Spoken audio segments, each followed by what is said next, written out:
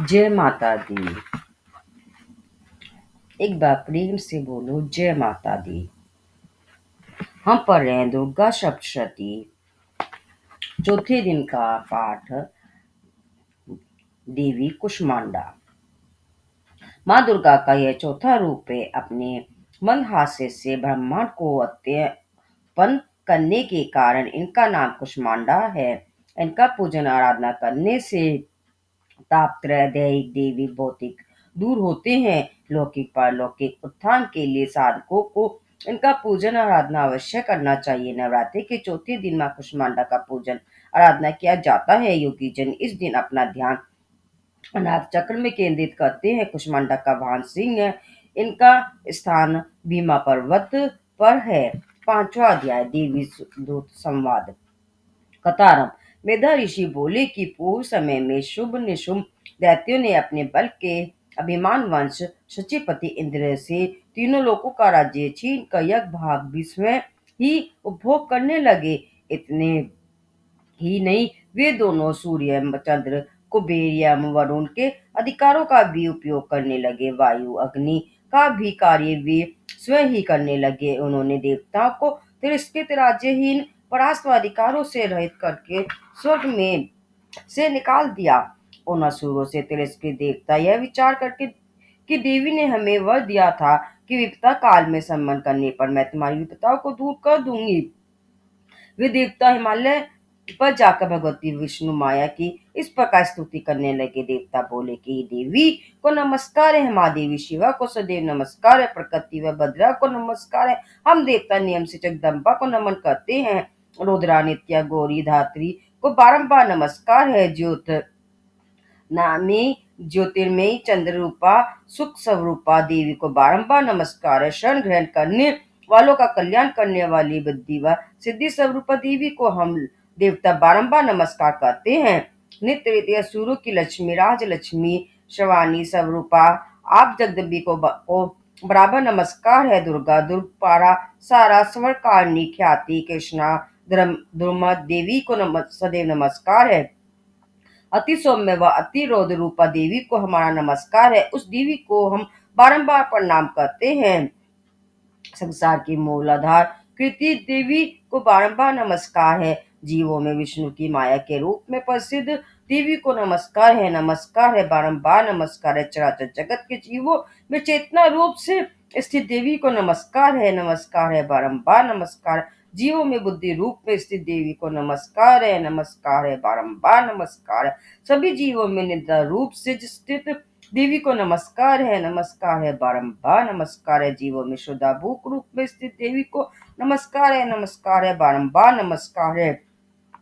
जीवों में छाया रूप से स्थित देवी को नमस्कार है। नमस्कार है, बारंबार नमस्कार है। जीवों में शक्ति बल रूप से स्थित देवी को नमस्कार है। नमस्कार है, बारंबार नमस्कार है।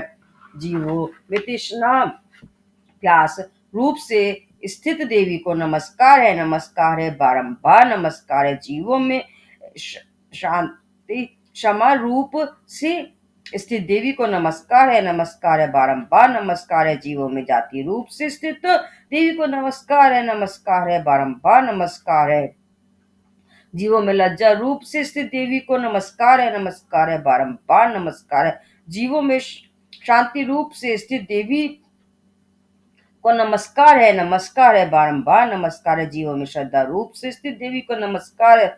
नमस्कार है, बारंबार नमस्कार है। जीवों में कांति रूप में से स्थित देवी को नमस्कार है। नमस्कार है, बारंबार नमस्कार है। जीवों में लक्ष्मी रूप से स्थित देवी को नमस्कार है। नमस्कार है, बारंबार नमस्कार है। जीवों में वृत्ति रूप से स्थित देवी को नमस्कार है। नमस्कार है, बारंबार नमस्कार है। जीवों में समति रूप से स्थित देवी को नमस्कार है। नमस्कार है, बारंबार नमस्कार है। जीवों में दया रूप में स्थित देवी को नमस्कार है। नमस्कार है, बारंबार नमस्कार है।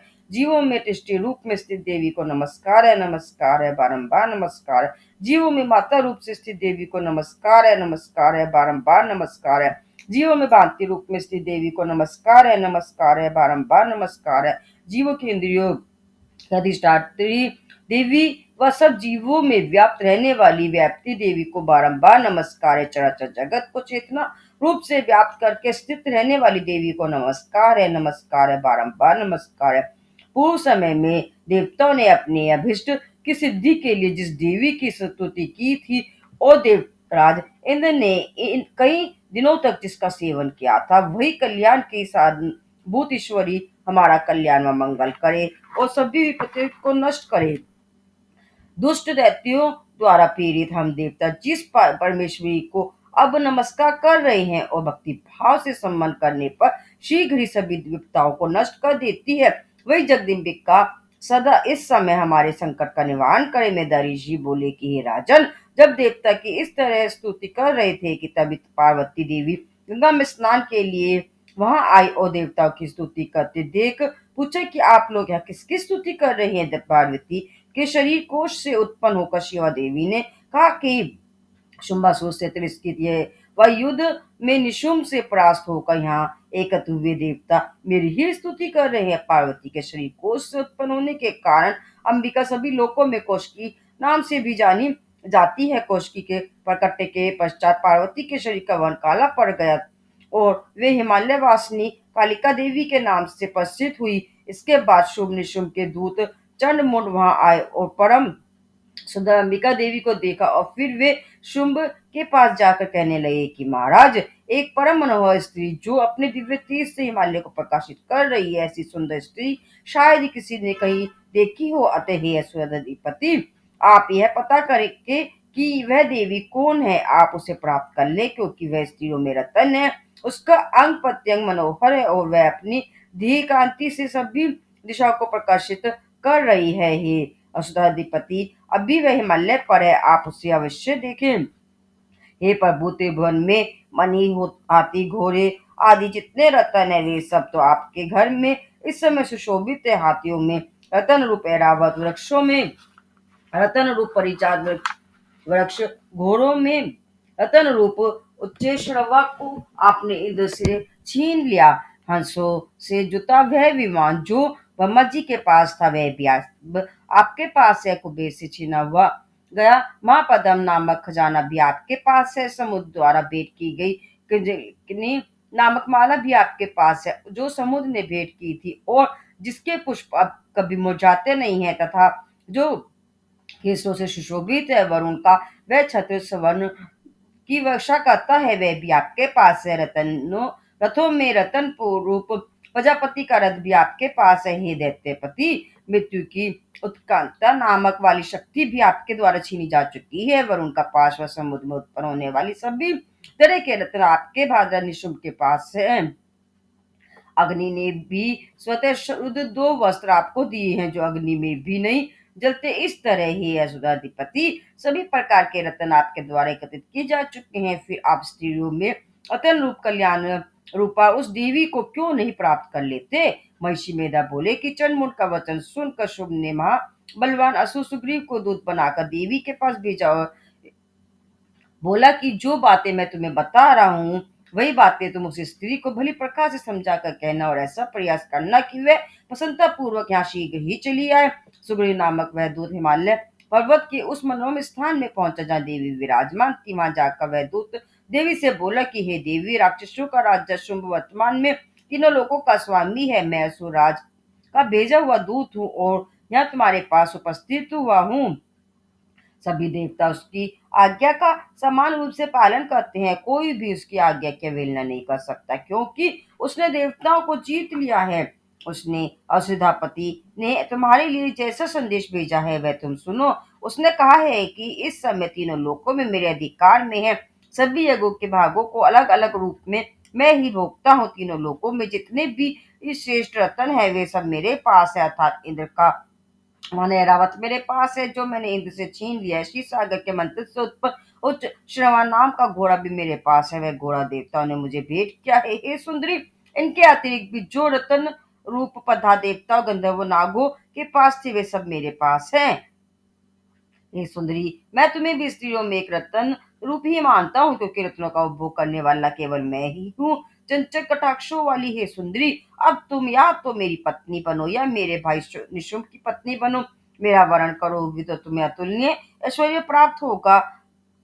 स्वयं विवेक से निर्णय का तुम मेरी ही पत्नी बनो, यही उचित है। महिषी मेधा बोले कि दूत के मुख से शुंभ का संदेश सुनकर कल्याण रूपा जगत धारणी देवी दुर्गा मन ही मन गंभीरता से मुस्कुरा कर बोली कि हे दूत, तुमने सब कुछ सत्य कहा है, इसमें जरा भी मिथ्या नहीं है। शुंभ निश्चय ही तीनों लोकों का स्वामी है और निशुंभ भी कम पराक्रमी नहीं है, लेकिन समस्या यह है कि इस संबंध में मैंने एक प्रण कर रखा है, उस प्रण को मैं कैसे तोड़ दूं? यह प्रण मैंने अज्ञानता में बहुत पहले ही कर लिया था। तुम उस प्रण को सुनो। मैंने प्रण क्या है कि जो कोई भी मुझे युद्ध में परास्त करके मेरे गर्व को तोड़ देगा और जो संसार में मेरे ही समान बलशाली होगा वही मेरा स्वामी होगा। अतः शुभ या निशुभ में से जो कोई भी यहाँ आकर पहले मुझसे युद्ध करे और फिर मुझे परास्त करके मुझसे विवाह कर ले, इसमें विलंब कैसा? देवी के ऐसा कहने पर दूत बोला कि हे देवी, तुम घमंड में चूर होकर ही ऐसा कर रही हो, लेकिन ऐसी गर्वपूर्ण बातें मेरे सामने ना करो, क्योंकि तीनों लोग को ही ही लोगों में मुझे तो कोई नहीं दिखाई देता जो शुभ निशुभ के सामने युद्ध में खड़ा हो रह सके। हे देवी, सारे देवता भी अन्य देवताओं के सम्मुख युद्ध में नहीं ठहर पाते, तब तुम स्त्री होकर शुभ निशुभ का युद्ध में कैसे सामना कर सकोगी?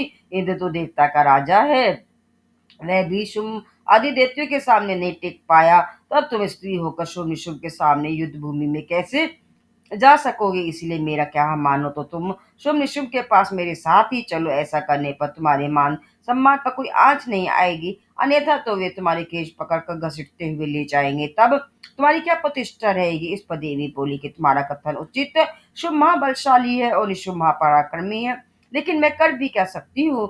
मैंने तो यह प्रतिज्ञा बहुत पहले ही बिना सोच विचार ये कर ली थी, इसीलिए अब तुम जाओ और जैसा मैंने कहा है वैसा ही असुरराज से सम्मान पूर्वक कह देना, फिर जैसा वे उचित समझे वही करें। ये था मार्कंडेय पुराण के अनुसार चौथा अध्याय। बोलो जय माता दी। देवी महात्म्य का देवी सूत संवाद नामक पांचवा अध्याय संपूर्ण। बोलो जय माता दी।